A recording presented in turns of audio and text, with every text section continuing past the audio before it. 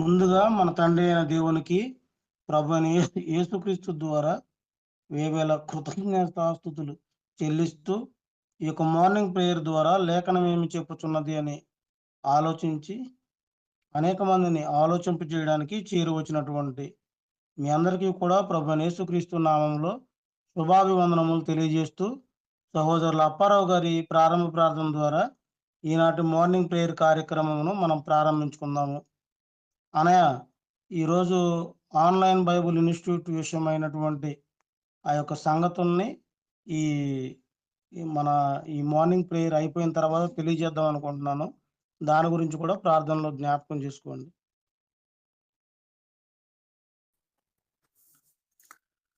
సర్వోన్నతుడు అయిన తండ్రి, మహోన్నతుడు అయిన దేవ, భూమి ఆకాశములకు అధిపతి అయిన తండ్రి, మీ ఘనమైన, పరిశుద్ధమైన, విలువైన, బహుశ్రేష్టమైన, ఉన్నతమైన మీ నామమునకు కృతజ్ఞతలు, స్తుతులు, స్తోత్రాలు చెల్లించు తండ్రి.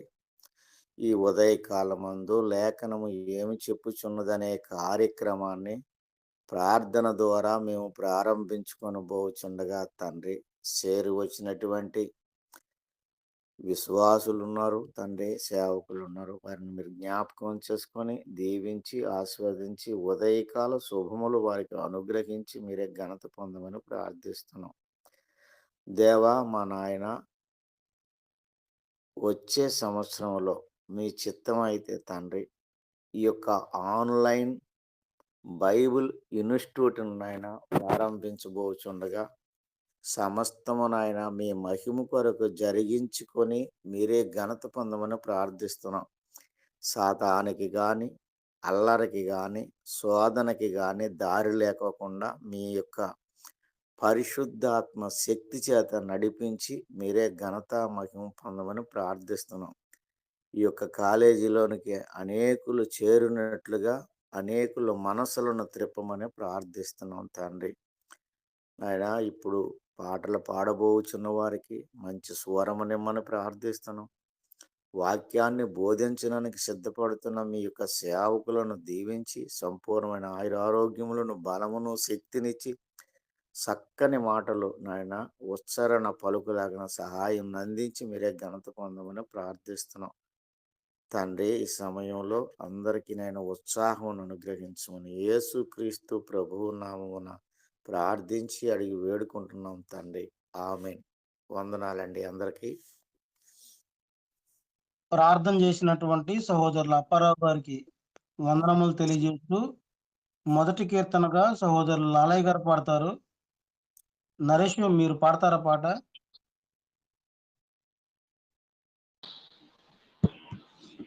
డిస్టర్బెన్స్ ఏం లేకపోతే పాడతాను. డిస్టర్బెన్స్ వస్తుందా నా దగ్గర నుంచి? రావట్లేదు. ఓకే సరే, నరేష్ మొదటి కీర్తనగా మీరు పాడండి. తర్వాత రెండవ కీర్తనగా లాలయ్య గారు పాడతారు. ఓకే.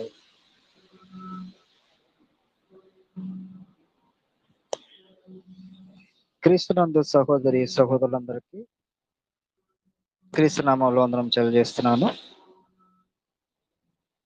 కీర్తన పాడుకొని దేవుని మనం స్తుతించుకుందాము. నిన్ను నమ్మినచో సిగ్గుపడనీయవు, నన్ను నెమ్మదితో నీవే ఉంచెదవు. నిన్ను నమ్మినచో సిగ్గుపడనీయవు, నన్ను నెమ్మదితో నీవే ఉంచెదవు. ఆపత్కాలమున నమ్ముకొనదగిన, ఆపత్కాలమున నమ్ముకొనదగిన యేసు నీవే ఆధారము, యేసు నీవే నా ప్రాణము, యేసు నీవే నాకాధారము, యేసు నీవే నా ప్రాణము. నిన్ను నమ్మినచో సిగ్గుపడనీయవు, నన్ను నెమ్మదితో నీవే ఉంచెదవు. తెలివిని నమ్ముకొని తూలిపడ్డాను, తెలివిని నమ్ముకొని తూలిపడ్డాను, బుద్ధి జ్ఞానము నిదానమని నీ చెంతకు చేరాను, బుద్ధి జ్ఞానము నిదానమని నీ చెంతకు చేరాను. యేసు నీవే ఆధారము, యేసు నీవే నా ప్రాణము, యేసు నీవే నాకాధారము, యేసు నీవే నా ప్రాణము. నిన్ను నమ్మినచో సిగ్గుపడనీయవు, నన్ను నెమ్మదితో నీవే ఉంచెదవు. బలమును నమ్ముకొని భంగపడ్డాను, బలమును నమ్ముకొని భంగపడ్డాను, శక్తిమంతుడా నా కోటవని నీ చెంతకు చేరాను, శక్తిమంతుడా నా కోటవని నీ చెంతకు చేరాను. యేసు నీవే ఆధారము, యేసు నీవే నా ప్రాణము, యేసు నీవే నాకాధారము, యేసు నీవే నా ప్రాణము. నిన్ను నమ్మినచో సిగ్గుపడనీయవు, నన్ను నెమ్మదితో నీవే ఉంచెదవు. ధనమును నమ్ముకొని దగపడ్డాను, ధనమును నమ్ముకొని దగపడ్డాను, సుఖ సంపద నీ దీవెనని నీ చెంతకు చేరాను, సుఖ సంపద నీ దీవెనని నీ చెంతకు చేరాను. యేసు నీవే ఆధారము, యేసు నీవే నా ప్రాణము, యేసు నీవే నాకాధారము, యేసు నీవే నా ప్రాణము. నిన్ను నమ్మినచో సిగ్గుపడనీయవు,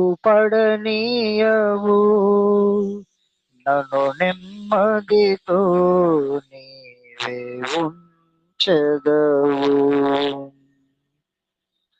మనుషుల నమ్ముకొని మభ్యపడ్డాను, మనుషుల నమ్ముకొని మభ్యపడ్డాను,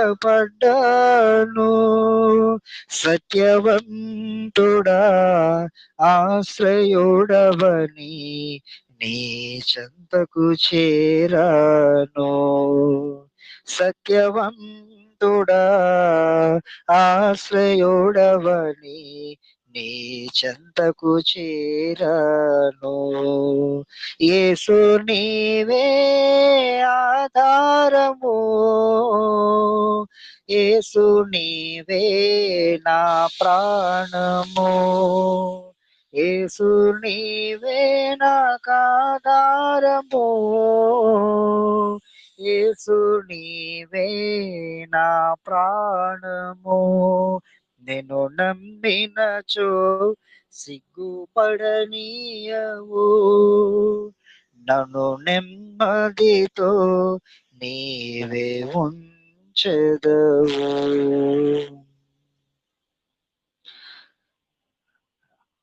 అందరికీ వందనాలండి.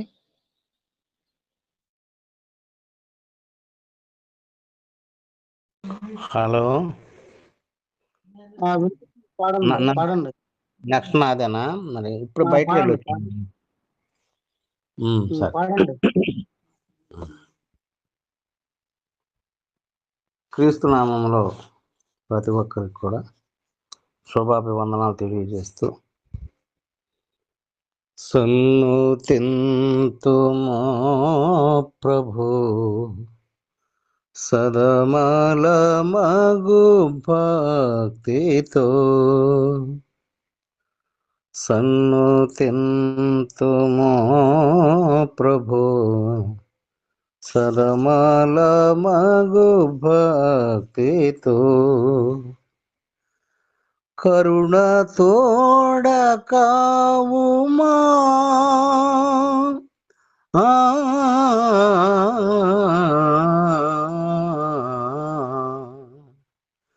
కరుణ తోడ కావుమా,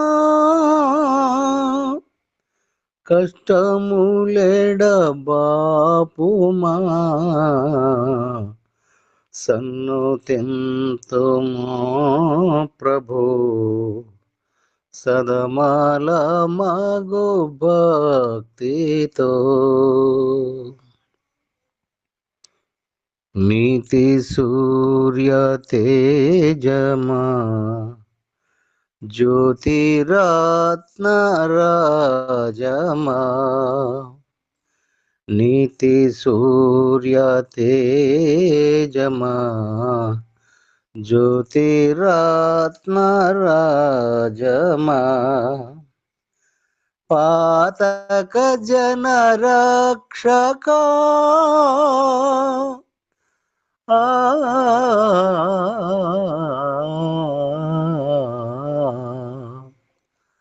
పాతక జన రక్షక, పరమ పవన నామక, సన్నుతింతుమా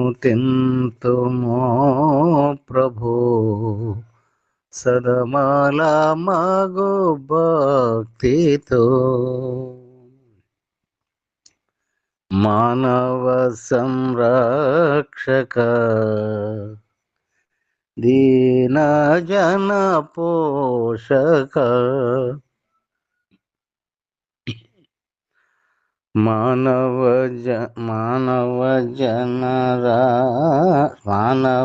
సంరక్షక దీన జన పోషక, దేవ మానవ నందన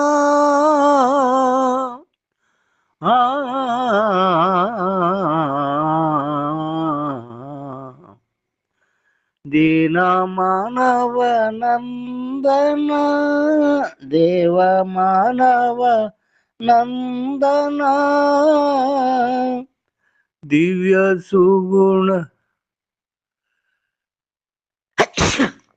దివ్య సుగణ వందన, సన్నుతింతుమా ప్రభు సదమల మగు భక్తితో, ప్రేమతత్వ బోధక క్షేమదాత నీవేగా, ప్రేమతత్వ బోధక జీవ సర్వక్షేమదాత నీవేగా కామిత ఫలదాయక ఆ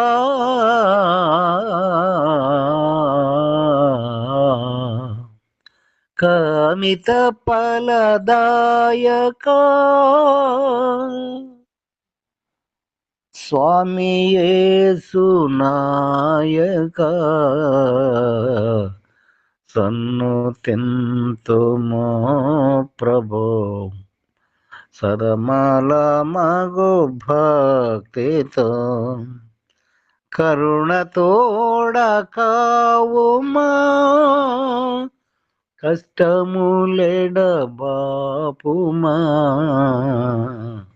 సన్నుతింతుమో ప్రభో సదమల మగు భక్తితో. వందనాలయ్యా. ఇప్పటి వరకు చక్కటి కీర్తనలు పాడి వినిపించిన సహోదరులు ఇరువురికి కూడా వందనములు తెలియజేస్తూ నిర్గమకాండము 28వ అధ్యాయము వాక్య పఠన భాగంగా మొదటి నుండి 14 వచనాలు సహోదరి సంధ్య గారు చదువుతారు. 15వ వచనం నుండి 28వ వచనం వరకు సహోదరి జ్యోతి గారు చదువుతారు. 29వ వచనం నుండి 35వ వచనం వరకు నవ్య గారు చదువుతారు. 36 నుంచి చివరి వరకు శ్రీకళ గారు చదివి వినిపిస్తారు.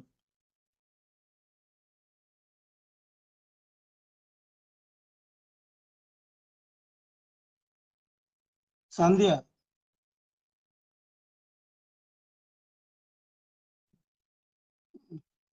అమ్మ జ్యోతి నువ్వు చదువు అమ్మ అయితే మొదట.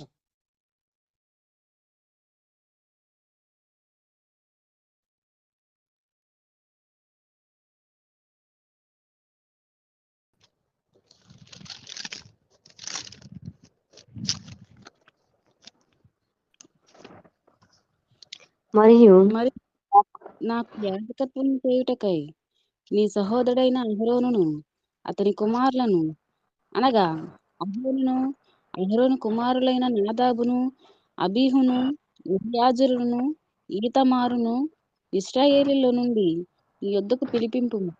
అతనికి అలంకారమును ఘనతయు కలుగునట్లు నీ సహోదరుడైన అహరోనుకు ప్రతిష్ఠిత వస్త్రము కట్టవలెను. అహరోను నాకు యాజకుడునగునట్లు నీవు అతను ప్రతిష్ఠించుదు.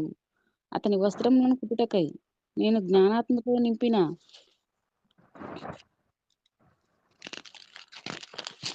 వివేక హృదయములందరికీ ఆజ్ఞయిమ్ము. పథకము ఏఫోదు నిలువుటంగి విచిత్రమైన చొక్కాయి బాగా దట్టియు వారు కుట్టవలసిన వస్త్రములు. అతడు నాకు యాజకుడై ఉండినట్లు వారు నీ సహోదరుడైన అహరోనుకు అతని కుమారులకును ప్రతిష్ఠిత వస్త్రము కుట్టింపవలను. వారు బంగారు నీల ధూమ్ర రక్త వర్ణము గల నూలును సన్న నారను తీసుకుని బంగారుతోను నీల ధూమ్ర రక్త వర్ణములు గల ఏఫోదును పేనిన సన్న నారతోను చిత్ర కారుని పనిగా చేయవలను. 2 అంచుల యందు కూర్చబడు 2 భుజఖండములు దానికి ఉండవలెను. అది అట్లు సమకూర్చబడి ఉండును.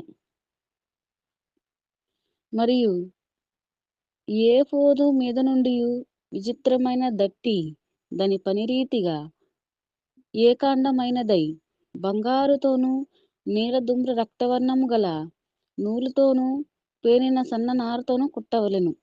మరియు నీవు 2 లేత పచ్చలను తీసుకొని వాటి మీద ఇశ్రాయేలీల పేర్లను అనగా వారి జనన క్రమం చొప్పున ఒక రత్నము మీది వారి పేర్లలో 6ను 2వ రత్నం మీద తక్కిన 6 పేర్లను చెక్కింపవలెను. ముద్ర మీద చెక్కబడిన వాటి వలె చెక్కడి వాని పనిగా ఆ 2 రత్నముల మీద ఇశ్రాయేలీల పేర్లను చెక్కి బంగారు జనలలో వారిని పొదగవలెను. అప్పుడు ఇశ్రాయేలీలకు జ్ఞాపకార్థమైన రత్నములను గాను ఆ 2 రత్నములను ఏఫోదు భుజముల మీద ఉంచవలెను. అట్లు జ్ఞాపకము కొరకు అహరోను తన 2 భుజముల మీద యెహోవా సన్నిధిని వారి పేర్లను భరించెను. మరియు బంగారు జనలను మేలిమి బంగారుతో 2 గొలుసులను చేయవలెను. సూత్రముల వలె అల్లిక పనిగా వాటిని చేసి అల్లిన గొలుసులను ఆ జనలకు తగిలింపవలెను. సంధ్య. మరియు చిత్రకారుని పనిగా న్యాయ విధాన పథకము చేయవలెను. ఏఫోదు పని వలె దాన్ని చేయవలెను. బంగారుతోనూ నీల ధూమ్ర రక్త వర్ణములు గల నూలుతోనూ పేనిన సన్న నారతోనూ దానిని చేయవలెను. అది మడవబడి చౌక్చకముగా నుండవలెను. అది జేనెడు పొడుగు జేనెడు వెడల్పు గలదై ఉండవలెను. దానిలో 4 పంక్తుల రత్నములుండునట్లు రత్నముల జవలను చేయవలెను. మాణిక్య గోమేధిక మరకతములు గల పంక్తి మొదటిది. పద్మరాగ నీల సూర్యకాంతములు గల పంక్తి రెండవది. గరుత్మతయు యష్మురాయి ఇంద్రనీలముల గల పంక్తి మూడవది. రక్తవర్ణపు రాయి సులిమణిరాయి సూర్యకాంతములు గల పంక్తి నాలుగవది. వాటిని బంగారు జవలలో పొదగవలెను. ఆ రత్నములు ఇశ్రాయేలీల పేరులు గలవై వారి పేరుల చొప్పున 12 ఉండవలెను. ముద్ర మీద చెక్కిన వాటి వలె వారిలో ప్రతివాని పేరు చొప్పున 12 గోత్రములు పేరులు ఉండవలెను. మరియు ఆ పతకము అల్లిక పనిగా పేనిన గొలుసులను మేలిమి బంగారుతో చేయవలెను. పతకమునకు 2 బంగారు ఉంగరములు చేసి ఆ 2 ఉంగరములకు పతకపు 2 కొసల యందు తగిలించి పతకపు కొసలనున్న 2 ఉంగరములలో అల్లబడిన ఆ 2 బంగారు గొలుసులను తగిలింపవలెను. అల్లిన ఆ 2 గొలుసులు కొసలను 2 జవలకు తగిలించి ఎఫోదు నెదుట దాని భుజముల మీద కట్టవలెను. మరియు నీవు బంగారుతో 2 ఉంగరములను చేసి ఎఫోదు నెదుటనున్న పతకము లోపలి అంచున దాని 2 కొసలకు వాటిని తగిలింపవలెను. మరియు నీవు 2 బంగారు ఉంగరములు చేసి ఏఫోదు విచిత్రమైన దట్టి పైగా దాని కూర్పునొద్ద దాని మొదటి ప్రక్కకు దిగువను ఏఫోదు 2 భుజభాగములకు వాటిని తగిలింపవలెను. అప్పుడు పతకము ఏఫోదు విచిత్రమైన దట్టికి పైగా నుండునట్లును అది ఏఫోదు నుండి వదలక ఉండునట్లును వారు దాని ఉంగరములకు ఏఫోదు ఉంగరములకు నీలి సూత్రముతో పతకము కట్టవలెను. అట్లు అహరోను పరిశుద్ధ స్థలములోనికి వెళ్ళినప్పుడు అతడు తన రొమ్ము మీద న్యాయ విధాన పథకంలోనికి ఇశ్రాయేలుల పేర్లను నిత్యము యెహోవా సన్నిధిని జ్ఞాపకార్థముగా భరింపవలెను. మరియు నీవు న్యాయ విధాన పథకములలో ఊరీము తుమ్మీయు అను వాటిని ఉంచవలెను.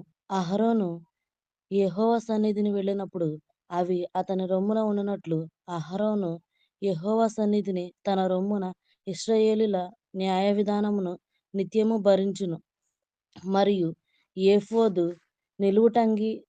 నిలువుటంగిని కేవలము నీలి దారముతో కుట్టవలెను. దాని నడుమ తలదూరుటకు రంధ్రము ఉండవలెను. అది చినగకుండునట్లు కంట కవచ రంధ్రము వలె దాని రంధ్రము చుట్టూ నేత పని అయిన గోటు ఉండవలెను. దాని అంచుల చుట్టూ నీలి ద్రోమ రక్త వర్ణము గల దానిమ్మ పండ్లను వాటి నడుమును బంగారు గంటలను నిలువుటంగి చుట్టూ తగిలింపవలెను. ఒక్కొక్క బంగారు గంటయు దానిమ్మ పండును ఆ నిలువుటంగి క్రింద అంచున చుట్టూ ఉండవలెను. సేవ చేయునప్పుడు అహరోను దాన్ని ధరించుకొనవలెను. అతడు యెహోవా సన్నిధిని పరిశుద్ధ స్థలములోనికి ప్రవేశించినప్పుడు అతడు చావకనుండునట్లు దాని ధ్వని వినబడవలెను. మరియు నీవు మేమి బంగారు రేకు చేసి ముద్ర చెప్పినట్లు దాని మీద యెహోవా పరిశుద్ధుడను మాట చెప్పాడు. అది పాగా మీద ఉండినట్లు నీటి సూత్రంతో దాన్ని కట్టవలను. అది పాగా ముందుటి వైపున ఉండవలను. తమ పరిశుద్ధమైన అర్పణలన్నిట్లో ఇశ్రాయేలులో ప్రతిష్ఠించు పరిశుద్ధమైన వాటికి తగిన దోషములను అహరోను ధరించినట్టు అది అహరోను నొసట ఉండవలను. వారు యెహోవా సన్నిధిని అంగీకరింపబడినట్లు అది నిత్యము అతని నొసట ఉండవలను. మరియు సన్ననారతో చొక్కాయిని బుటా పనిగా చేయవలను. సన్ననారతో పాగాను చేయవలను. దట్టిని బుటా పండుగ చేయవలను. అహరోను కుమారులకు నీవు చొక్కాయలు కుట్టవలను. దానికి దట్టీలను చేయవలను. వారికి అలంకారమును ఘనత కలిగినట్లు కుల్లాయిలను వారికి చేయవలను. నీవు నీ సహోదరైన అహరోనుకును అతని కుమారులకును వాటిని తొడిగింపవలను. వారు దాని యాజకులు అగినట్లు వారికి అభిషేకం చేసి వారిని ప్రతిష్ఠించి వారిని పరిశుద్ధపరచను. మరియు వారి మానమును కప్పుకుంటకు నీవు వారికి నారలాలను కుట్టవలను.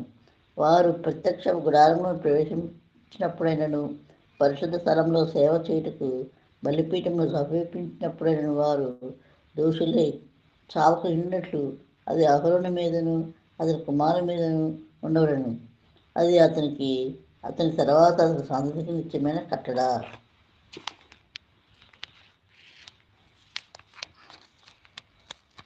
ఇప్పటి వరకు చక్కగా ఈ పద్యావంతుడిని కూడా చదివి వినిపించినటువంటి సహోదరులందరికీ కూడా వందనములు తెలియజేస్తూ సహోదరులు అనిల్ గారు ఈ యొక్క అధ్యాయం అంతటిని కూడా వివరించవలసిందిగా కోరుకుంటూ ప్రేమతో ఆహ్వానిస్తున్నాము.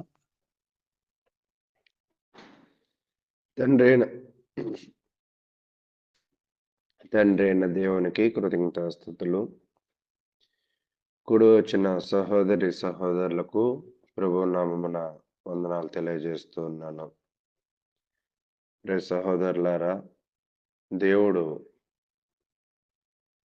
తన యొక్క మహాకృపను బట్టి ఇశ్రాయేలు ప్రజలను కాపాడిన తర్వాత వాళ్ళకి భౌతికపరమైనవి, ఆత్మ సంబంధమైనవి ఆజ్ఞలను ఇవ్వడం, వాళ్ళు సమాజంలో ఎలాగో నడుచుకోవాలో ఆ విధి విధానాలు తెలియజేయడం. మీరందరూ కూడా లేఖనం ఏమి చెప్పుచున్నది గ్రూప్లో పరిశీలన చేసినప్పుడు ఒక సాక్ష్యపు గుడారం యొక్క నమూనాను దేవుడు తెలియజేసినప్పుడు మందసం ఎలా చేయాలి, సమూహపు రొట్టెల బల్ల ఎలా చేయాలి, దీపవృక్షము ఎలా చేయాలి, బలిపీఠము ఎలా చేయాలి, వీటన్నిటికీ కూడా కటన్స్ ఎలా పెట్టాలి అని చక్కటి ప్రణాళికతో ఆయన ప్రతి దానిని వివరించడం మనం చూస్తూ ఉన్నాం. అయితే దీనిలో ఇప్పుడు పనిచేసే వారి గురించిన అధ్యయనము ఈరోజు మనం చూస్తూ ఉన్నాం. అంటే ఇప్పుడు ఈ యాజకులు దీనిలో పనిచేయాలని, ఆ యాజకుల వస్త్రాలు ఎలాగ ఉండాలి అనే విషయాన్ని గురించి దేవుడు మోషేకి తెలియజేస్తూ ఉన్నాడు. అయితే ప్రియ సహోదరులారా, ఈ 28వ అధ్యాయం అంతా కూడా యాజకులు వారి యొక్క వస్త్రములు గురించిన అధ్యయనముగా మనం చూస్తూ ఉన్నాం. నిర్గమకాండము 28వ అధ్యాయము 1వ వచనం నుంచి మనం పరిశీలన చేస్తూ ఉన్నప్పుడు దేవుడు యాజకులను పంపించి ఏర్పాటు చేసుకున్నట్లుగాను, యాజకులను ఏర్పాటు చేసుకుని ఆ యాజకులను చూడండి, 1వ వచనాన్ని మనం పరిశీలన చేస్తున్నప్పుడు యాజకులుగా సేవ చేయడానికి దేవుడు అహరోను మరియు అతని కుమారులను తన యొద్దకు తీసుకురమ్మని మోషేకి ఆజ్ఞాపించాడు. ఈరోజు దేవుడు తన సేవకు ఎవరిని ఎన్నుకోవాలో, తన పరిచర్య ఎవరు చేయాలో మనం అనుకుంటూ ఉంటాము మనం ఎన్నుకుంటున్నామని, మనం అనుకుంటూ ఉంటాము మనం స్థిరపరుస్తామని. కానీ ఈ వచనాన్ని మనం పరిశీలన చేస్తూ ఉన్నప్పుడు దేవుడే తన పనిని ఎవరు చేయగలరో, ఎవరు చేస్తారో వారిని దేవుడే ఎన్నుకున్నట్లుగా ఈ యొక్క వచనం మనకి తెలుస్తూ ఉంది. అయితే ఈ పని చేసే ఈ యాజకులకి ఎటువంటి బట్టలను లేదా ఎటువంటి వస్త్రాలను ఇవ్వాలో 2-5 వచనాలు చూస్తూ ఉన్నప్పుడు మనకి అర్థమవుతూ ఉంది. దేవుడు వీళ్ళకి ఎటువంటి బట్టలను, వస్త్రాలను ధరింపజేయాలని తెలియజేశాడంటే, ఆ బట్టలు మహిమను, సౌందర్యమును, పవిత్రతను కనపరిచే విధంగా ఉండాలి. యాజకులు పనికి నియమించాడు. ఆ నియమింపబడ్డ యాజకులు ఎటువంటి బట్టలు వేసుకోవాలో గూడా నియమించాడు. చూడండి, మనం 2వ వచనాన్ని మనం పరిశీలన చేస్తూ ఉన్నప్పుడు 3వ వచనానికి వద్దాం.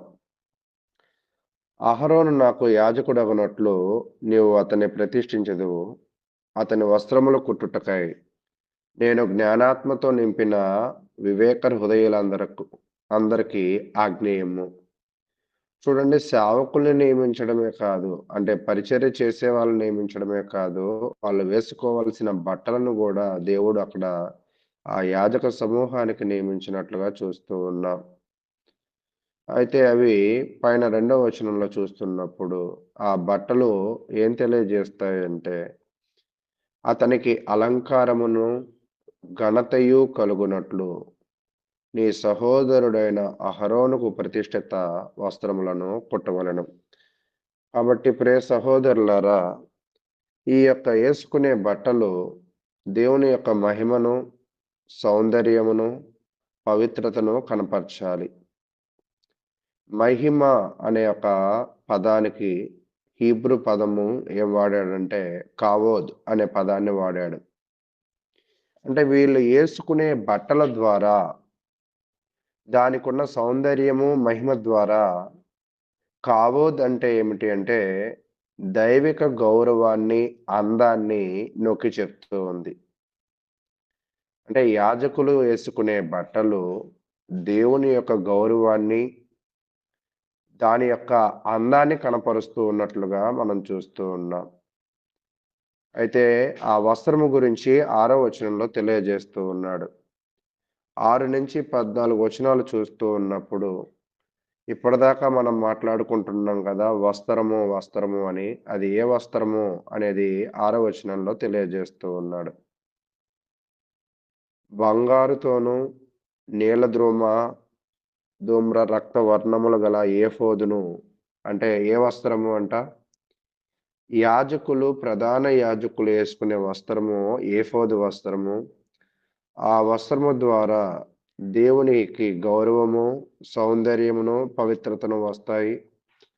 తదుపరి ఈ ఏఫోదు వస్త్రమును తయారు చేయాల్సిన విధానాన్ని కూడా దేవుడు తెలియజేస్తూ ఉన్నాడు.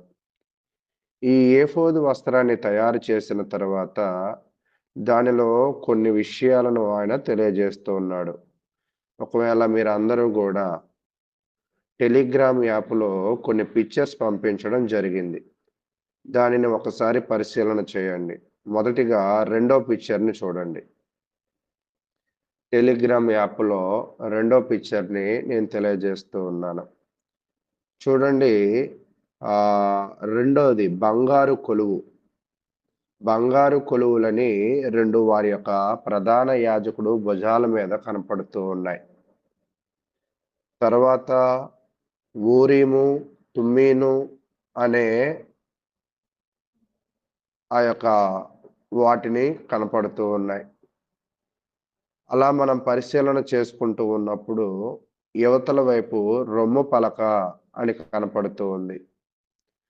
అలా కిందకు వచ్చినప్పుడు పై వస్త్రము, దానిమ్మ పండ్ల బంగారు గంటలు అనే ఈ యొక్క వస్తువులతో ఆ ఏఫోదును తయారు చేయాలని తెలియజేస్తూ ఉన్నాడు.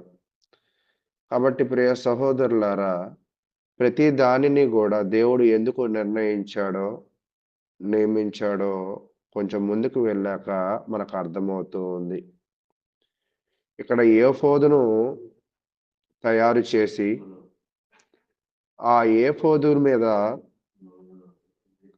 ఇశ్రాయేలు గోత్రాల పేర్లు చెక్కబడి 2 గోమేదు రాళ్ళు ఉంటాయి. అంటే 2 గోమేదు రాళ్ళు ఉంటాయి. ఒక గోమేదు రాయి మీద 6 గోత్రాల పేర్లు, ఇంకొక గోమేదు రాయి మీద 6 గోత్రాల పేర్లు ఉంటాయి అని తెలియజేస్తూ ఉన్నాడు. తర్వాత రొమ్ము పలక మీద ఏముంటాయంటే, మీరు రొమ్ము పలకను చూస్తూ ఉన్నప్పుడు ఈ రొమ్ము పలక 12 గోత్రాల ప్రాతినిధ్యం వహించే 12 రాళ్లను తయారు చేయాలి. ఈ రొమ్ము పలకలో 12 రాళ్ళు ఉండాలి. దీనిలో దైవిక నిర్ణయాలు తీసుకోవడానికి ఉపయోగపడే ఊరీము మరియు తుమ్మీము ఉంటాయి. ఈ ఊరీము తుమ్మీములు వీటి యొక్క పని ఏమిటి అంటే, మనం పరిశీలన చేస్తూ ఉన్నప్పుడు రహస్యమైన వస్తువులను దేవుని చిత్తాన్ని తెలుసుకోవడానికి ఆ ఊరీము తుమ్మీములు దగ్గరికి వాటి యొక్క లైట్లు వెలుగుతాయి అన్నమాట. అంటే మీకు బాగా అర్థం కావాలంటే, యేసుక్రీస్తు శిష్యులు చనిపోయిన తర్వాత ఎవరిని ఎన్నుకోవాలి అని చూస్తున్నప్పుడు వాళ్ళు చీట్లు వేస్తారు. అలాగే కొన్నిటిని గురించి తెలుసుకోవడానికి ప్రధాన యాజకుడు దగ్గరికి వెళ్ళినప్పుడు మనం అనుకున్నది సరైనది అయితే ఒక లైటు, మనం అనుకున్నది సరైనది కాదు అంటే మరొక లైటు వెలుగుతుంది. అంటే మనలని ఒక మార్గదర్శకములో నడిపిస్తూ ఉంటుందన్నమాట ఈ ఊరుము తెమ్మీములు. తర్వాత మనం చూస్తున్నప్పుడు వస్త్రము మరియు దాని గంటలను చూస్తూ ఉంటాం అన్నమాట. ఏఫోదు వస్త్రము దానికి గంటలు అని చూస్తూ ఉంటాం. 31 నుంచి 35 వచనాలు. ఈ గంటలు ఆ వస్త్రానికి ఎందుకు ఉన్నాయంటే, పరిశుద్ధ స్థలంలో యాజకుని యొక్క కదలికను సూచిస్తూ ఉంది. అంటే యాజకుడు మాత్రమే అతి పరిశుద్ధ స్థలము, అతి పరిశుద్ధ స్థలములోకి వెళ్ళగలిగిన వాళ్ళు యాజకులు, ప్రధాన యాజకులు మాత్రమే. వీళ్ళు ఈ ఏఫోదు వేసుకోవడం వల్ల వాళ్ళు చేస్తున్న పనిని బట్టి ఆ గంటలు మోగుతూ వాళ్ళు చేస్తున్న పనిని మనము గ్రహించడానికి అవకాశం ఉంటుందని తెలియజేస్తూ ఉన్నాడు. తదుపరి ఈ ప్రధాన యాజకుడికి దేవుడు ఏం తెలియజేశాడు అంటే, తలపాగా లేదా బంగారు పలక అని తెలియజేస్తున్నాడు. మళ్ళా మీరు పిక్చర్ని చూసినట్లయితే మొదటి పిక్చర్ ఒకటి తెలియజేస్తున్నారు చూడండి, తలపాగా గురించి. ఆ తలపాగాకి ఏమున్నది అంటే బంగారు పళ్ళెం ఒకటి ఉంది. ఆ బంగారు పళ్ళెం మీద ఏముంటుంది అంటే యెహోవా పరిశుద్ధుడు అని ఉంటుంది. ఆ తలపాగాని ఎవరు ధరించాలి అంటే ప్రధాన యాజకుడు ధరించాలి. ఈ ఏఫోదును ఆ ప్రధాన యాజకుడు ధరించాలి. ఈ ఏఫోదు వస్త్రాన్ని చూస్తున్నప్పుడు ముఖ్యముగా 2 స్టోన్స్ భుజాల మీద ఉంటాయి. 12 రాళ్ళు ఛాతి మీద ఉంటాయి. ఆ 12 రాళ్లలో ఊరీము తుమ్మీములు ఉంటాయి. ఆ కింద వస్త్రంలో గంటలు ఉంటాయి. ఈ యొక్క ప్రతి వస్త్రము కూడా సరైన విధముగా దేవుని జ్ఞానము కలిగిన వాళ్ళు దీనిని నిర్మించాలని మోషేకి దేవుడు తెలియజేశాడు. కాబట్టి ప్రియ సహోదరులారా, దేవుడు పని చేయాలంటే దేవుని చేత ఏర్పరచబడాలి. దేవుడు పని చేయాలంటే దేవుడు జ్ఞానాన్ని కలిగి ఉండాలి. దేవుడు పనిని చేయాలంటే దేవుడు చెప్పిన విధంగా చేయాలి అన్న దానికి సాదృశ్యముగా ఈ విషయాలను మనం చూస్తూ ఉన్నాం.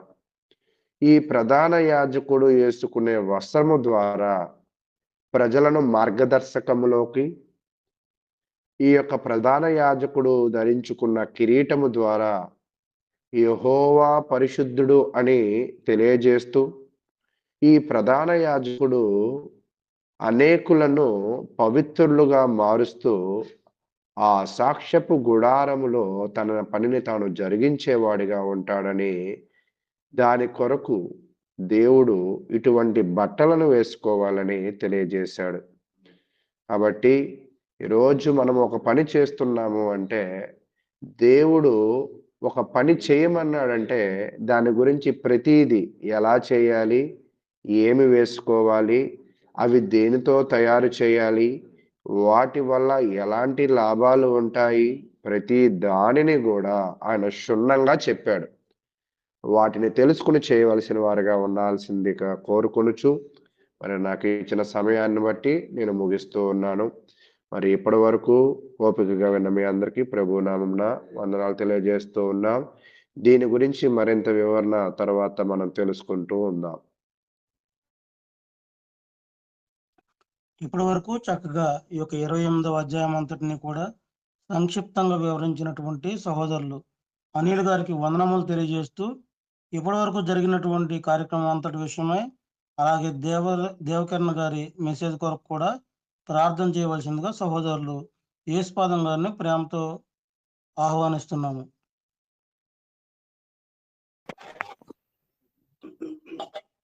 మంచిదండి, ప్రార్థన చేసుకుందాం.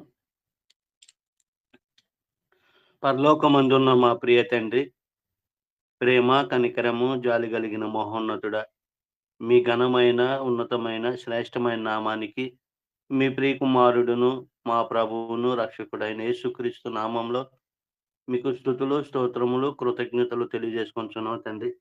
మమ్మల్ని ప్రేమించి నాయన మీరు ఇచ్చిన జీవితంలో ఈ దినాన మేము ఉదయకాల ధ్యాన కూడికలో లేఖనం ఏమి చెప్పుచున్నది అనేటువంటి ధ్యాన కూడికలో మేము విధంగా జాయిన్ అయ్యి, అలాగే నాయన మా గాత్రముల ద్వారా మీ నామాన్ని స్తుతించి మహిమపరుచున్నాం తండ్రి. అలాగే మీ పరిశుద్ధ లేఖన భాగంలో నుంచి మరి నిర్గమాకాండము 28 అధ్యాయంలో ఉన్నటువంటి ఆ యొక్క సమాచారాన్ని మేము తెలుసుకుంటున్నాం తండ్రి. మీ పరిశుద్ధ స్థలములో మరి సేవ చేసేటువంటి యాజకుడు ఎవరు ఉండాలి, అలాగే వారి యొక్క వస్త్రాలు ఎలా ఉండాలి, ఆ వస్త్రాలు దేనికి అనేటువంటి విషయాలు ఆయన మాకు నాయన వివరించిన విధానాన్ని బట్టి మీ స్తుతులు తండ్రి. అలాగే మీ యొక్క దాసుల ద్వారా మాకు ఇలాంటి సందేశాన్ని నేర్పించారు, అందును బట్టి మీ కృతజ్ఞతలు తండ్రి. అలాగే మీ యొక్క దాసులు, మీ యొక్క పనివారైనటువంటి దేవకర్ణ గారు కూడా క్రీస్తు యొక్క దైవత్వాన్ని గురించి చెబుతూ అనేక విషయాలు మా ముందుకు తీసుకొచ్చి ఉన్నారు.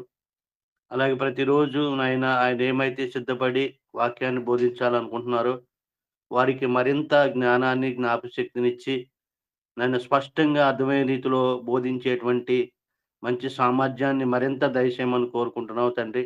అలాగే వినుచున్నటువంటి మేము కూడా గ్రహించేటువంటి మనసును దయచేయమని కోరుకుంటూ, ఈ మనవులు మీ ప్రియకుమారుడును మా ప్రభువును రక్షకుడైన యేసుక్రీస్తు నామంలో ఈ మనవులన్నీ అడిగి వేడుకొనుచున్నాం ప్రియ పరలోకపు తండ్రి, ఆమేన్. ప్రార్థన చేసినటువంటి సహోదరులు యేసుపాదం వందనములు తెలియజేస్తూ, సహోదరులు దేవకర్ణ వారికి ఇవ్వబడినటువంటి సమయం అంతటిని కూడా సంపూర్ణంగా వినియోగించుకోవాలని కోరుకుంటూ ప్రేమతో ఆహ్వానిస్తున్నాం.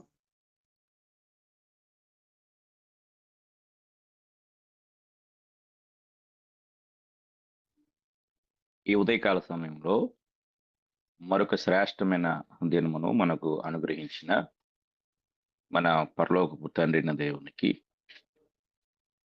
నా కృతజ్ఞతాస్తుతులు చెల్లిస్తూ, వాక్యము వినుటకు ఆసక్తితో ఎదురు చూస్తూ ఉన్న నా ప్రియ సహోదరులందరికీ కూడా నా హృదయపూర్వకమైన వందనములు తెలియజేయచ్చు ఉన్నాను. ప్రియులారా, గడిచిన దినమున మనము క్రీస్తు ప్రభు యొక్క దైవత్వమును గూర్చి అనేక విషయాలు నేర్చుకున్నాం. అందులో ఆయన దేవునిగా ఉండుటకు కావలసిన గుణలక్షణాలు, వాటిని గురించి మనం ఎన్నో విషయాలు నేర్చుకున్నాం. అలాగే దైవికముగా ఆయన చేసిన కార్యములు ఏవైతే ఉన్నాయో వాటిని గురించి కూడా మనము నేర్చుకున్నాం. ఈరోజు మనము ఈ యొక్క ఇన్కార్నేషన్ లేక క్రీస్తు క్రీస్తు ప్రభు శరీరధారిగా ఈ భూమి మీదకి రావడంలో అత్యంత ప్రాముఖ్యమైన మరొక శ్రేష్టమైన విషయాన్ని మనము ఈరోజు ధ్యానించబోతున్నాం. అది క్రీస్తు ప్రభు యొక్క మరణం. క్రీస్తు ప్రభు యొక్క నరావతారంలో అత్యంత ప్రాముఖ్యమైనది, ఆయన అసలు ఈ భూమి మీదకి రావటానికి అత్యంత కారణమైనది ఏమిటంటే క్రీస్తు ప్రభు యొక్క మరణం. క్రీస్తు ప్రభు యొక్క మరణాన్ని గురించి మనం ధ్యానిస్తూ ఉన్నప్పుడు శిలువ దేవుడు బయలుపరిచిన వాక్య సత్యమైనది.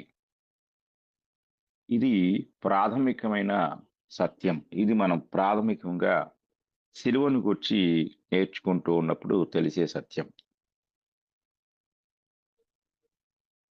ఆది కాండంలో క్రీస్తు ప్రభువు మరియు ఆయన శిలువపై మరణించబోయే ఆ యొక్క రూపానికి అంటే ముందస్తుగా కొన్ని సూచనలను దేవుడు పాత నిబంధన గ్రంథం అంటే ఆది కాండం నుండి ప్రారంభించి అనేక సూచనలు అనేక రూపాలలో లేక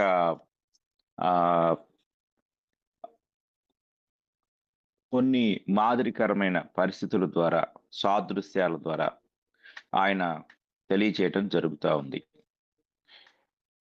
ఈ విషయాన్ని మనం జాగ్రత్తగా గమనించితే మన రక్షణ లేక మానవ రక్షణ అనేది క్రీస్తు ప్రభు శిలువ పైన మరణించటం పైనే ఆధారపడి ఉంది. కనుక క్రీస్తు ప్రభు యొక్క జన్మ కంటే కూడా అత్యంత ప్రాముఖ్యమైనది ఆయన మరణం.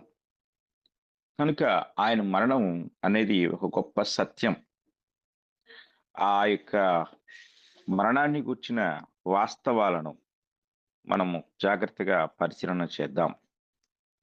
ముందుగా పాత నిబంధనలో దేవుడు మనకు సూచించిన కొన్ని దృష్టాంతాలను లేక సాదృశ్యాలను మనము గమనించినట్లయితే కొన్ని రూపాల ద్వారా అంటే పాత నిబంధనలో ముందస్తుగా సూచించిన కొన్ని రూపాలను మనము జాగ్రత్తగా పరిశీలించినట్లయితే మొట్టమొదటిగా చర్మపు వస్త్రాల సంఘటన లేక సాదృశ్యం. ఆది కాండము మనం చదువుకున్నట్లయితే ఆది కాండంలో దేవుడు ఈ యొక్క సంఘటనను మనకు తెలియజేస్తుంటాడు. 3వ అధ్యాయం ఆది కాండం 3వ అధ్యాయం 21వ వచనాన్ని మనం చదువుకున్నప్పుడు దేవుడైన యెహోవా ఆదామునకును అతని భార్యకును చర్మపు చొక్కాయిలను చేయించి వారికి తొడిగించాను.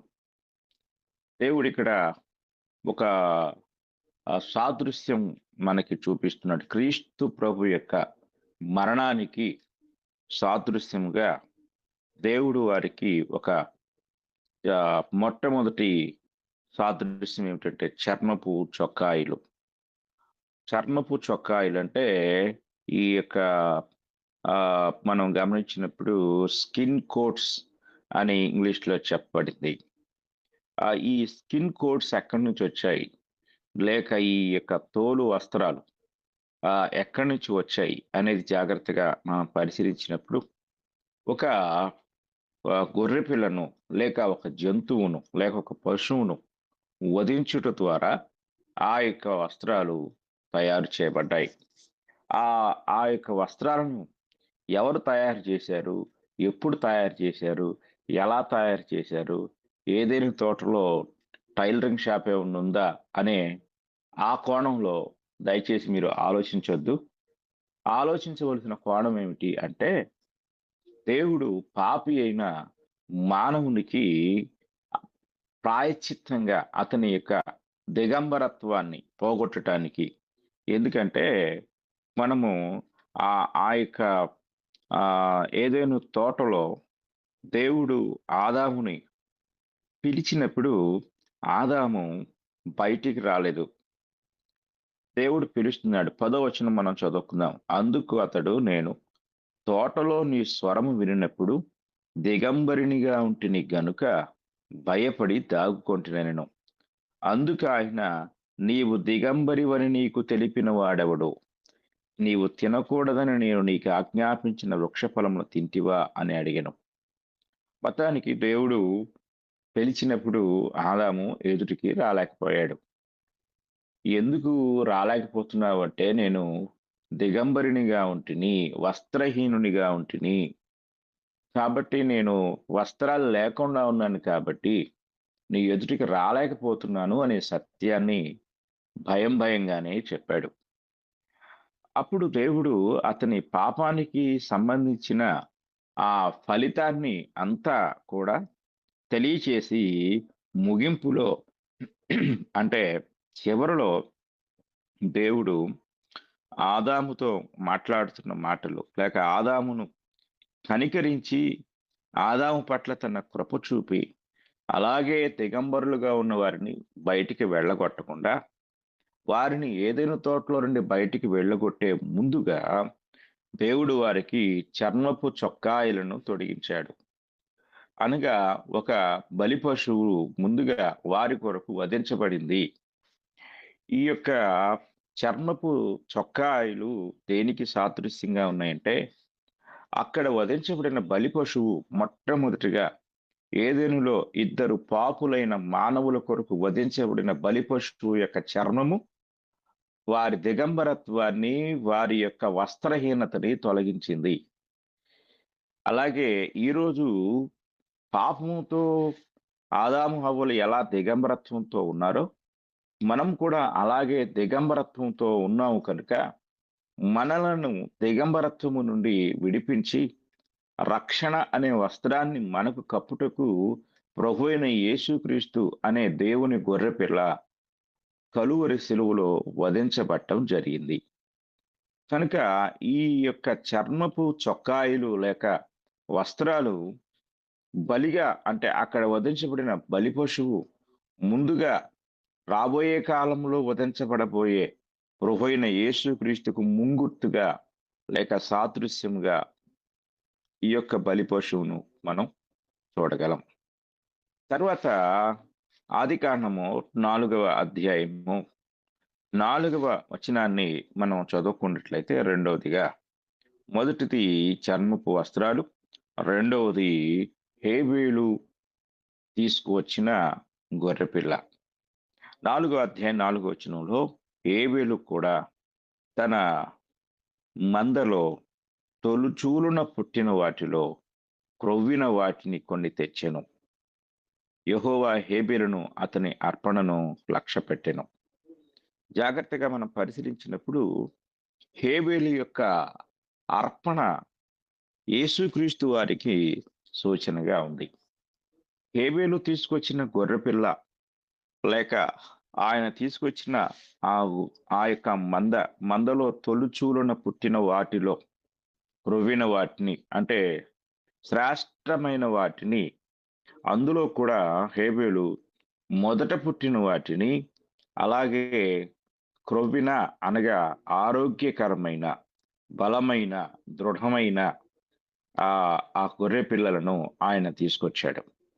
ఆ తీసుకొచ్చిన ఆ యొక్క అర్పణ మనం చాలా జాగ్రత్తగా పరిశీలించినట్లయితే అక్కడ దేవుడు ఆ అర్పణను లక్ష్య పెట్టెను, అనగా స్వీకరించెను అనే మాట మనం జాగ్రత్తగా గమనించాలి. అంటే హేబేలు ఏ లక్షణాలు ఇక్కడ ఆయన కలిగి ఉండాలని కోరుకున్నాడు? ఒకటి తొలిచూలు, రెండవది క్రొవ్విన. దేవుని గొర్రెపిల్లగా ప్రభువైన యేసుక్రీస్తు వారు తొలిచూలు అయి ఉన్నాడు. ఆయన అనగా జాగ్రత్తగా మనం పరిశీలించినట్లయితే దేవుని యొక్క వాక్యాన్ని పరిశీలించినప్పుడు యేసుక్రీస్తు వారు జన్మించిన తర్వాత ఆయన సున్నతి చేయబట్టుకు దేవాలయం దగ్గరకు తీసుకురాబడ్డాడు. దేవాలయం దగ్గరకు తీసుకురాబడినప్పుడు అక్కడ ఒక మాట మనకి కనపడుతుంది. లూకా సువార్త 2వ అధ్యాయము 22వ వచనాన్ని మనం చదువుకుందాం. మోషే ధర్మశాస్త్రము చొప్పున వారు తమ్మును శుద్ధి చేసుకున్న దినములు గడిచినప్పుడు ప్రతి తొలుచూలు మగపిల్ల ప్రభువుకు ప్రతిష్ఠ చేయబడవలెను అని ప్రభువు ధర్మశాస్త్రమందు వ్రాయబడినట్టు ఆయనను ప్రభువుకు ప్రతిష్ఠించుటకును ప్రభువు ధర్మశాస్త్రమందు చెప్పబడినట్టు గువ్వల జతనైనను 2 పౌరపు పిల్లలైనను బలిగా అర్పించుటకును వారు ఆయన్ను యెరూషలేమునకు తీసుకొని పోయిరి. కనుక ఇక్కడ తొలిచూలు మగపిల్ల ప్రభువుకు ప్రతిష్ఠించబడాలి అనే ఒక నియమం ధర్మశాస్త్రంలో ఉంది. యేసుక్రీస్తు వారు యోసేపు మరియమ్ములకు తొలిచూలు, అలాగే తొలిచూలు అనగా మొదటివాడు, జ్యేష్ఠుడు. అలాగే యేసుక్రీస్తు వారు కూడా సర్వ మానవాళికి దేవుడు అర్పించబోయే బలియాగంలో ఆయన జ్యేష్ఠ కుమారుడుగా మనం ఆయన్ని చూడగలం. ఆయన జ్యేష్ఠుడుగా ఉన్నట్లుగా మనం ఇక్కడ చూడగలం. కనుక ఆయన జ్యేష్ఠ సంతానాన్ని దేవుడు మన కొరకు బలిగా అర్పించినట్లుగా మనం ఇక్కడ చూడగలం. కనుక హేబేలు యొక్క బలి అర్పణలో యేసుక్రీస్తు వారు ముంగుర్తుగా ఉన్నారు. అలాగే మనము నిర్గమకాండము 12వ అధ్యాయానికి వెళ్తే 3వ విషయం అక్కడ మనకు కనపడుతుంది. 3వ విషయం ఏమిటంటే పస్కా గొర్రెపిల్ల. నిర్గమకాండము 12వ అధ్యాయం అంతా కూడా మనం చదవచ్చు. ఈ 12వ అధ్యాయంలో అక్కడ వారు అర్పించవలసిన విధి విధానాలు తెలియజేయబడుతూ ఉన్నాయి. ముందుగా మనం 12వ అధ్యాయం 3వ వచనం చదువుతున్నాం. నిర్గమకాండం 12వ అధ్యాయం 3వ వచనంలో, మీరు ఇశ్రాయేలుల సర్వ సమాజముతో ఈ నెల దశమి నాడు వారు తమ తమ కుటుంబముల లెక్క చొప్పున ఒక్కొక్కడు గొర్రెపిల్లనైనను మేకపిల్లనైనను అనగా ప్రతి ఇంటికి ఒక గొర్రెపిల్లనైనను ఒక మేకపిల్లనైనను తీసుకునివలెను అని చెప్తూ ఆ యొక్క గొర్రెపిల్ల ఎలాంటి లక్షణాలు కలిగి ఉండాలో 6వ వచనంలో చెప్పాడు. నిర్దోషమైన ఏడాది మగ పిల్లను తీసుకునవలెను, గొర్రెలో నుండేనను మేకల్లో నుండేనను దాన్ని తీసుకునవలెను. కనుక అది నిర్దోషమైనదై ఉండాలి. కనుక నిర్దోషమైన గొర్రెపిల్లగా వధించబడిన పస్కా గొర్రెపిల్ల యేసుక్రీస్తు వారి యొక్క బలి అర్పణకు, అంటే ముందస్తు బలి అర్పణకు ఆ యొక్క సాదృశ్యంగా మనకు కనపడతా ఉంది. అంటే మొదటిగా చర్మపు వస్త్రాలు ప్రభువుకు ముంగుర్తుగా ఉన్నాయి. ప్రభు యొక్క బలి అర్పణకు, మరణానికి ముంగుర్తుగా ఉన్నాయి. అలాగే ఏబేలు గొర్రెపిల్ల ఆయన తీసుకొచ్చిన యొక్క గొర్రెపిల్ల యేసుక్రీస్తు వారి యొక్క శిలువ మరణానికి ముంగుర్తుగా ఉంది. అలాగే మనము గమనించినట్లయితే 3వ విషయాన్ని మనం పరిశీలించినప్పుడు ఆది కాండము 22వ అధ్యాయంలో మనందరికీ బాగా పరిచయమైన ఒక గొప్ప సంఘటన కనపడుతుంది. అది ఇస్సాకు యొక్క అర్పణ. ఇస్సాకును అబ్రహాము అర్పణగా అర్పించటం, అంటే ఇస్సాకును బలి అర్పణగా అర్పించే ఆ కార్యక్రమం అంతా కూడా జరగబోయే క్రీస్తు ప్రభు యొక్క బలి అర్పణకు సాదృశ్యంగా మనం చూడగలం. తర్వాత మనము 5వదిగా గమనించినట్లయితే, 5వ ముంగుర్తుని మనం గమనించినట్లయితే, మనము లేవీకాండం 1వ అధ్యాయం 1వ వచనం నుండి 7వ అధ్యాయం 16 వచనాల వరకు కూడా మనం పరిశీలించినట్లయితే ఆ యొక్క సుమారు 7 అధ్యాయాల్లో మనకు కొన్ని అర్పణలు కనపడతాయి.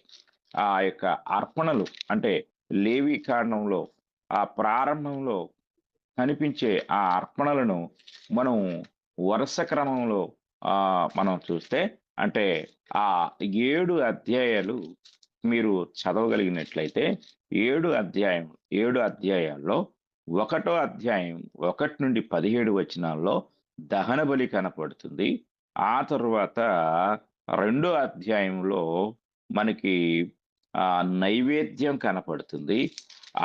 ఆ తర్వాత మనం గమనించినప్పుడు 3వ అధ్యాయంలో సమాధాన బలి కనపడుతుంది. 4వ అధ్యాయం 1 నుండి 35 వచనాల్లో పాప పరిహారార్థ బలి కనపడుతుంది. అలాగే 5వ అధ్యాయంలో కూడా పాప పరిహారార్థ బలిని గూర్చిన వివరణ మనకు కనపడుతుంది. అలాగే 7వ అధ్యాయంలో కూడా సమాధాన బలిని గూర్చిన వివరణ కనపడుతుంది. ఇలాగా మనం 7 అధ్యాయాల్లో కూడా ఈ యొక్క బలి అర్పణలన్నీ మనకు కనపడతాయి. అంటే ఒకటి దహన బలి, తరువాత నైవేద్యము, తరువాత సమాధాన బలి, తరువాత పాప పరిహారార్థ బలి, ఆ తరువాత అపరాధ పరిహారార్థ బలి. ఇవన్నీ మనకు ఏం సూచిస్తున్నాయి? ఇక్కడ చెప్పబడిన ఈ బలులన్నీ క్రీస్తు ప్రభు యొక్క శిలువ మరణానికి ముంగుర్తుగా, లేక సూచనలుగా, లేక సాదృశ్యములుగా మనకి కనపడుతున్నాయి. తర్వాత మనము ఇంకొక ముంగుర్తుని మనం చూసినట్లయితే 6వ ముంగుర్తు లేక 6వ సాదృశ్యాన్ని మనం చూసినప్పుడు ఇత్తడి సర్పము అనేది ఇక్కడ మనకి ముంగుర్తుగా కనపడుతుంది. ఈ ఇత్తడి సర్పాన్ని గురించి మనము ఆలోచించినట్లయితే సంఖ్యాకాండము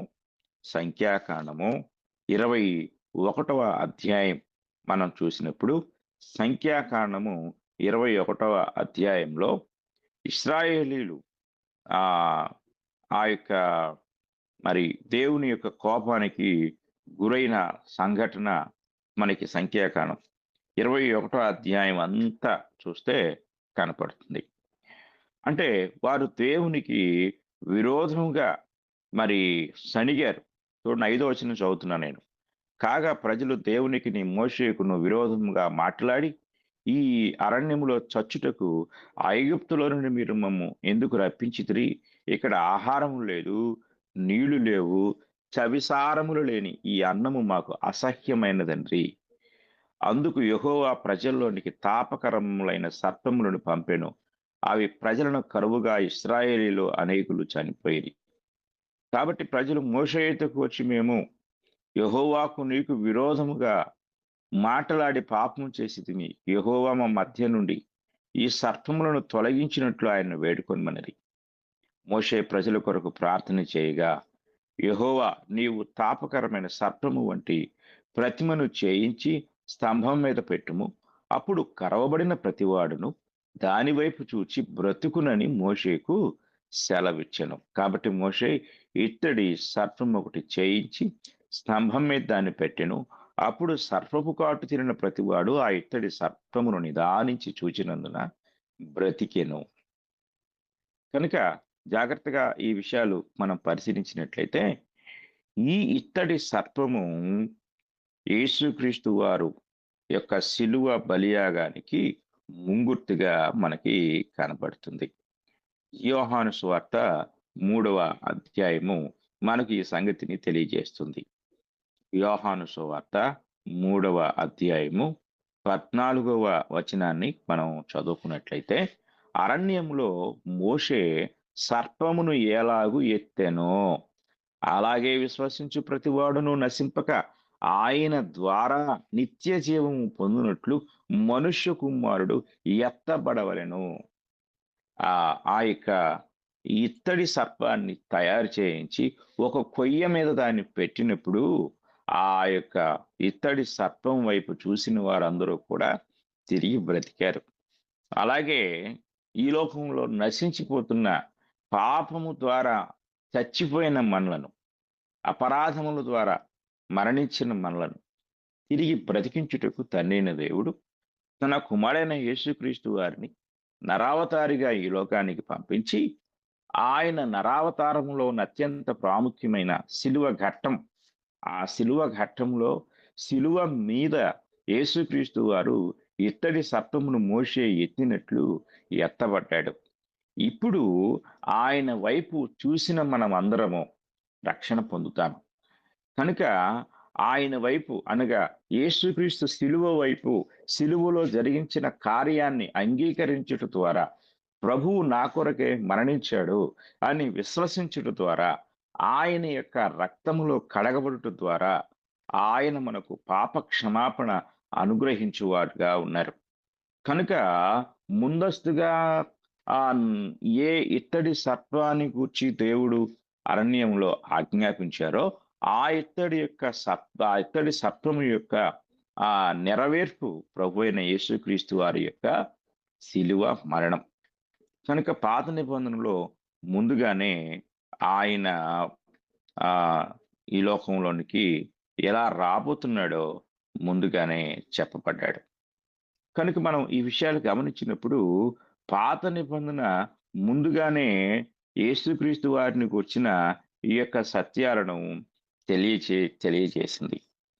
అలాగే 7వ ముంగుర్తుని మనం జాగ్రత్తగా పరిశీలించినట్లయితే వధించబడిన నిర్దోషమైన గొర్రెపిల్ల. ఈ నిర్దోషమైన గొర్రెపిల్లను గూర్చి పాత నిబంధనలో దేవుడు మనకు ముందుగా ఒక రూపంలో చూపించాడు.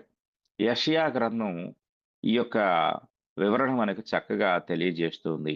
యెషయా గ్రంథం 53వ అధ్యాయము మనం చదువుకున్నట్లయితే, యెషయా గ్రంథం 53వ అధ్యాయము 6-7 వచనాలు, దాదాపు అధ్యాయం అంతా ఉంటుంది. కానీ 6-7 వచనాలు మనం చూస్తే, మనం అందరము గొర్రెల వలె త్రోవ తప్పిపోతుమి, మనలో ప్రతి వాడును తనకిష్టమైన త్రోవకు తొలగెను, యెహోవా మన అందరి దోషమును అతని మీద మోపెను. అతడు దౌర్జన్యము నుండెను, బాధింపబడినను అతడు నోరు తెరవలేదు.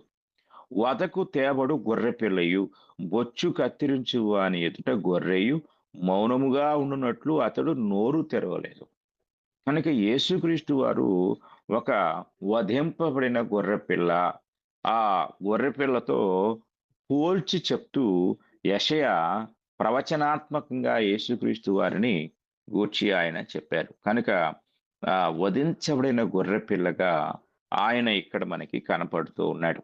ఈ విషయాన్ని క్రొత్త నిబంధనలో మనం చూస్తే, యోహాను సువార్త 1వ అధ్యాయము 29వ వచనాన్ని మనం చదువుకున్నప్పుడు అక్కడ ఈ మాట మనకి కనపడుతుంది. మరునాడు యోహాను యేసు తన యొద్దకు రాగా చూచి, ఇదిగో లోక పాపమును మోసుకొని పోవు దేవుని గొర్రెపిల్ల అన్నాడు.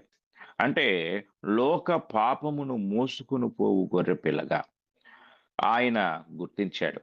అలాగే యెషయా ఆయన గురించి చెప్తూ, ఆయన వదకు తేబడు గొర్రె పిల్లయు, బొచ్చు కత్తిరించు వాని ఎదుట గొర్రెయు, మౌనముగా ఉన్నట్లు అతడు నోరు తెరవలేదు. ఎందుకంటే పైన 6వ వచనంలో యెహోవా మన అందరి దోషమును అతని మీద మోపెను అంటే పాపములను అన్నిటినీ కూడా ఆ గొర్రె పిల్ల మీద మోపటం జరిగింది. యోహాను గారు కూడా అదే విషయాన్ని ఆయన తెలియజేస్తూ, లోక పాపములు మోసుకొని పోవు అంటే మోపబడిన గొర్రెపిల్ల. కనుక యెషయా ఏ గొర్రెపిల్ల మీద పాపాలు మోపబడ్డాయి, అందరి పాపములు ఆయన మోపాడు అని చెప్పాడో అదే గొర్రెపిల్లగా యోహాను గారు గుర్తించారు. కనుక ఈ 7 ముంగుర్తులు మనకి పాత నిబంధనలో ముందుగానే సూచించబడినట్లుగా, తెలియచేయబడినట్లుగా మనం చూడగలం. ఆ తర్వాత మనం జాగ్రత్తగా పరిశీలించినట్లయితే, ప్రవచనాత్మకంగా అంటే ప్రవచనాలలో ఆయన గూర్చి చెప్పబడిన సంగతులు మనకి ఇక్కడ కనపడుతున్నాయి. అంటే ప్రవచనం ద్వారా యేసుక్రీస్తు వారి యొక్క శిలువ బలియాగము ముందుగానే మనకు చెప్పబడింది. అందులో మొదటి ప్రవచనం ఏమిటి అంటే స్త్రీ సంతానము. ఆదికాండము 3వ అధ్యాయము 15వ వచనాన్ని మనము జాగ్రత్తగా పరిశీలించినట్లయితే, అక్కడ దేవుడు పలికే ఆ యొక్క అద్భుతమైన నిరీక్షణాస్పదమైన ఒక గొప్ప ప్రవచనం ఇక్కడ కనపడుతుంది. మరియు నీకును స్త్రీకిని నీ సంతానమునకును ఆమె సంతానం అంటే స్త్రీ సంతానమునకును వైరము కలుగు చేసేదను. అది నిన్ను తల మీద కొట్టును, నీవు దానిని మడిమ మీద కొట్టుదు అని సర్పముతో చెప్తూ ఉన్నాడు.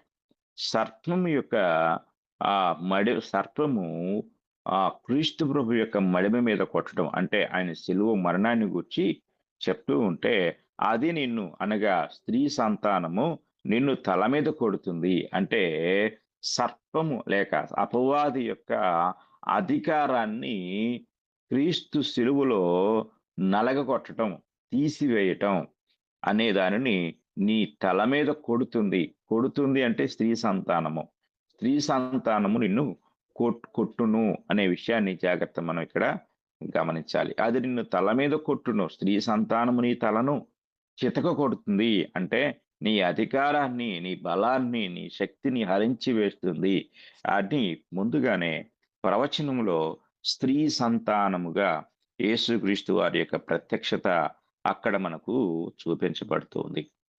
అలాగే మనం గమనించినప్పుడు రెండవదిగా మనం గమనించితే కీర్తనల గ్రంథము 22వ అధ్యాయాన్ని మనం చదువుకున్నట్లయితే 22వ అధ్యాయంలో ఆ అధ్యాయం అంతా మనం గమనించినప్పుడు ఆ అధ్యాయం అంతట్లో కూడా మనం కనిపించే ఒక గొప్ప అద్భుతమైన విషయం ఏంటంటే పాప పరిహారార్థ బలి.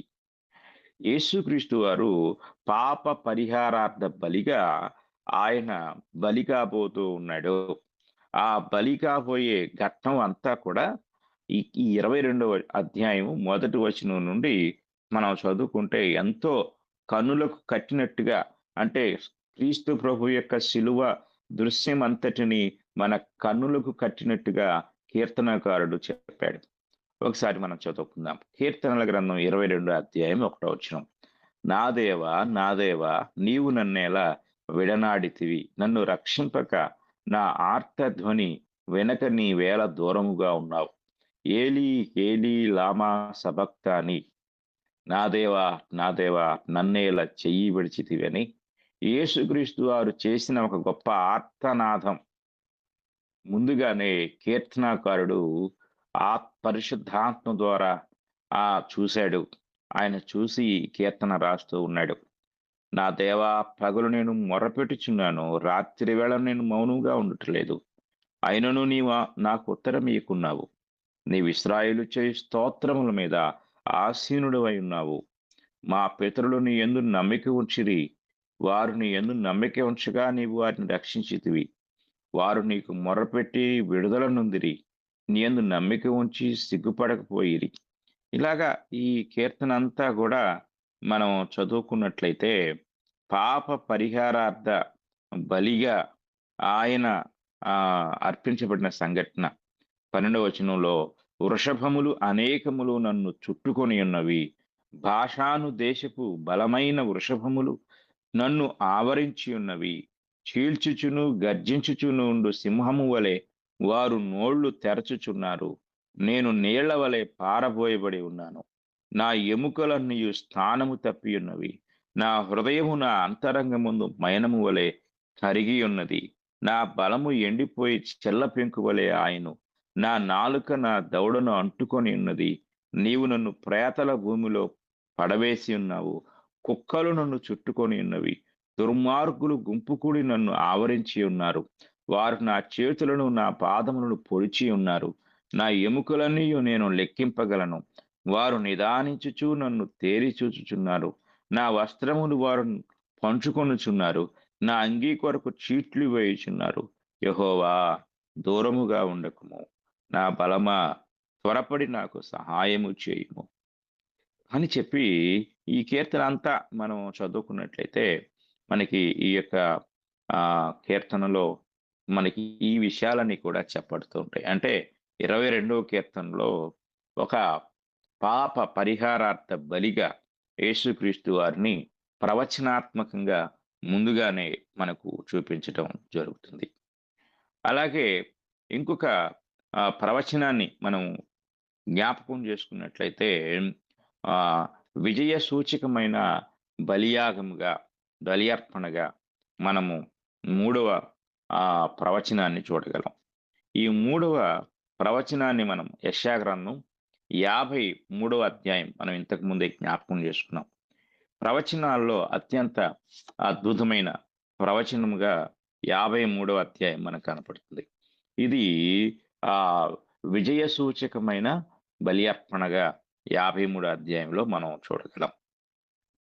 అలాగే మనము జాగ్రత్తగా పరిశీలించినట్లయితే 4వ ప్రవచనాన్ని మనము జాగ్రత్తగా పరిశీలించినప్పుడు మనకి ఈ 4వ ప్రవచనం దానియేలు గ్రంథం 9వ అధ్యాయం 26వ వచనం గమనించినట్లయితే, దానియేలు గ్రంథం 9వ అధ్యాయము 26వ వచనంలో ఇంకొక ప్రవచనం మనకి కనపడుతుంది.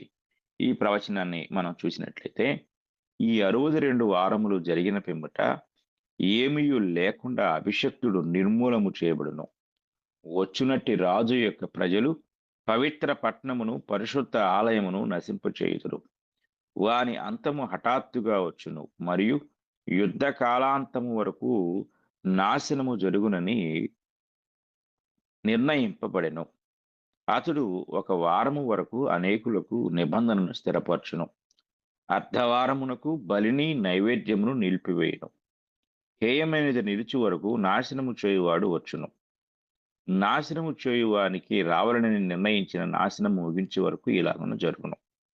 26వ వచనంలో ఏమీయూ లేకుండా అభిషక్తుడు నిర్మూలము చేయబడును అనే ప్రవచనము యేసుక్రీస్తు వారిని గురించి ముందుగానే చెప్పబడిన ప్రవచనం. కనుక మనం గమనించినప్పుడు ఈ యొక్క ప్రవచనాన్ని మనం పరిశీలించినట్లయితే, ఈ యొక్క ప్రవచనాన్ని మనము కత్తిరించబడిన లేక తెగిపోయిన మెస్సియా అని బైబిల్ పండితులు పేరు పెట్టారు. అంటే ఆయన అనగా యేసుక్రీస్తు వారు ఏ విధంగా వధించబడ్డారో, లేకపోతే ఆయన ఏ విధంగా గాయాల పాలయ్యాడో అదంతటినీ మనము జాగ్రత్తగా గమనించినప్పుడు, కొద్ది కాలము అనగా ఇక్కడ అభిషక్తుడు అంటే పిమ్మట ఏమీయూ లేకుండా అభిషక్తుడు నిర్మూలము చేయబడును అన్నాడు. అంటే అభిషక్తుడు అనగా ప్రభు అయిన యేసుక్రీస్తు వారు. అభిషక్తుడు అనే మాట ఇంగ్లీష్లో ఏం కనపడుతుందంటే, and after 62 weeks shall Messiah be cut off అన్నాడు. అంటే కత్తిరించబడిన మెస్సియా అంటే ఆ మెస్సియాగా ఇక్కడ మనకు కనపడుతుంది. తెలుగులో ఏమీయూ లేకుండా అభిషక్తుడు నిర్మూలన చేయబడును అనే మాటలు తెలుగులో ఉపయోగించబడ్డాయి. కనుక ఇక్కడ మనం ఈ మెస్సియాను గురించి ప్రవచనాన్ని మనం దానియేలు గ్రంథంలో చూడగలం.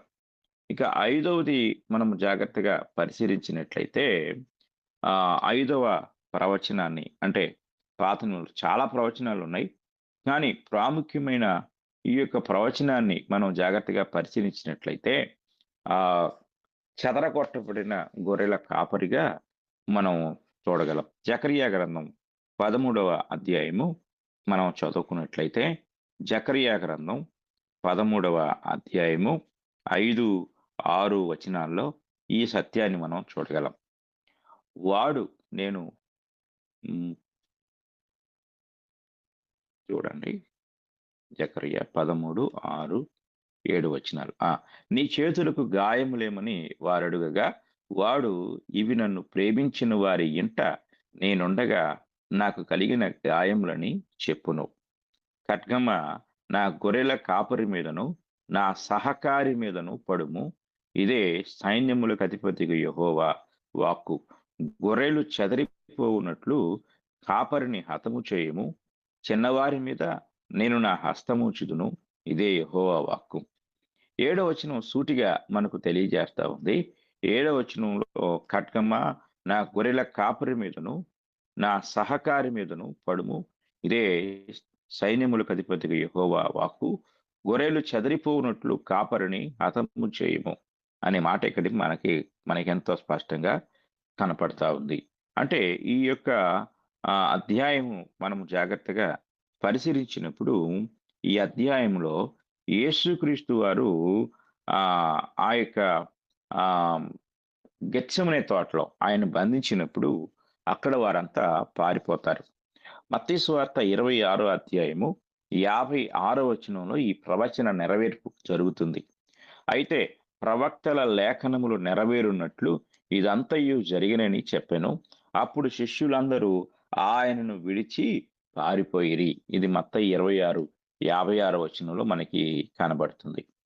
కనుక యేసుక్రీస్తు వారిని ఇక్కడ తెలియజేస్తూ ఖడ్గమా నా గొర్రెల కాపరి మీదను నా సహకారి మీదను పడుము. ఇదే సైన్యములకు అధిపతికు యెహోవా వాక్కు.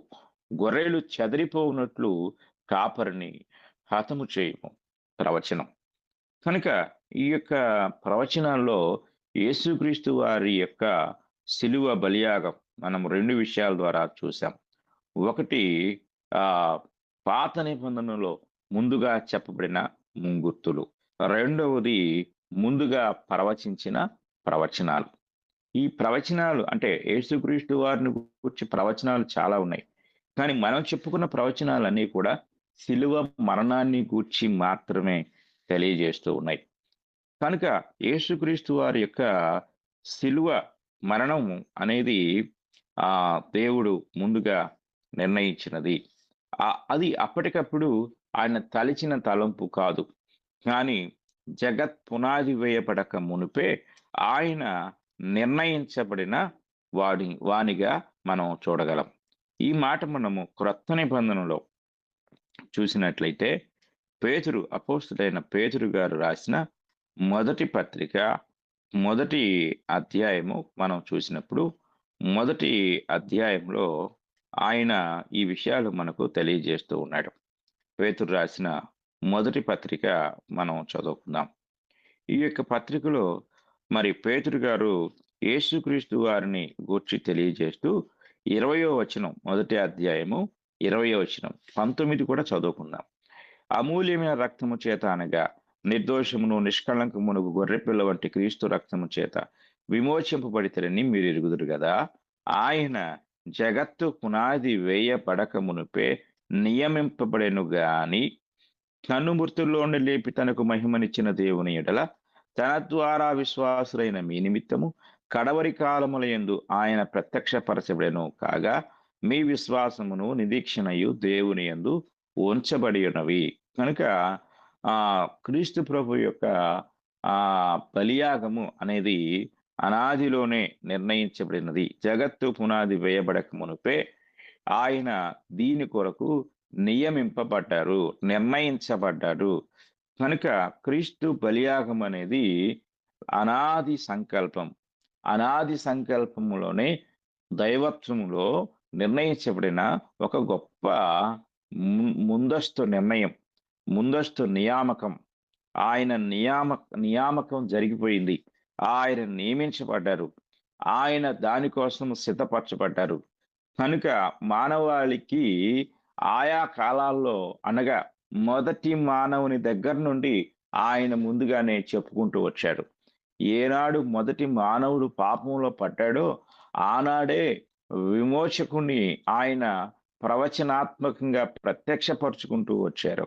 అది చర్మపు చొక్కాయిలను ఇచ్చుట ద్వారా, ఏబేలు యొక్క గొర్రెపిల్ల ద్వారా, అలాగే ఇస్సాకును బలిగా అర్పించే అర్పణ ద్వారా, అలాగే పస్కా గొర్రెపిల్ల బలి అర్పణ ద్వారా, అలాగే లేవి కాండంలో చెప్పబడిన యాజకత్వపు విధులలో ఆయన ఎన్ని రూపాల బలి అర్పణలుగా అర్పించబడ్డారో వాటన్నిటి రూపాలలోనూ, అలాగే మనము పరిశీలించినప్పుడు ఆ ఇత్తడి సర్పము యొక్క సాదృశ్యము ద్వారా, అలాగే ఆ నిర్దోషమైన గొర్రెపిల్ల అంటే లోక పాపములో మోపబడిన గొర్రెపిల్ల ద్వారా, స్త్రీ సంతానం ద్వారా, అలాగే మనము కీర్తన గ్రంథంలో చెప్పినట్లుగా పాప పరిహారార్థ బలి ద్వారా, అలాగే పాప పరిహారార్థ బలి ద్వారా విజయాన్ని సాధించిన ఆ యొక్క విజయ సూచకమైన బలి అర్పణ ద్వారా, అలాగే ఈ మనం గమనించినప్పుడు ఈ చెదరగొట్టబడిన గొర్రెల లేక గొర్రెల కాపరి, ఇవి అన్నీ కూడా క్రీస్తు ప్రభు ముందుగానే మన కోసం క్రీస్తు ప్రభును దేవుడు అక్కడ అనగా పాత నిబంధన గ్రంథంలో ఉన్న 39 పుస్తకాల్లో కూడా ఆయనను ముందస్తుగా ప్రదర్శించడం జరిగింది, ముందస్తుగా చూపించడం జరిగింది. కారణం ఏమిటంటే క్రీస్తు ప్రభు యొక్క బలియాగము అనాది దేవుని సంకల్పంలో జరిగిన నిర్ణయము. ఆ నిర్ణయాన్ని ఆయన మొదటి మానవుని దగ్గర నుండి కూడా చూపించుకుంటూ లేక చెప్పుకుంటూ లేక ముందుగా ప్రవచించుకుంటూ అనేక రూపాల ద్వారా ప్రదర్శన చేస్తూ వచ్చారు.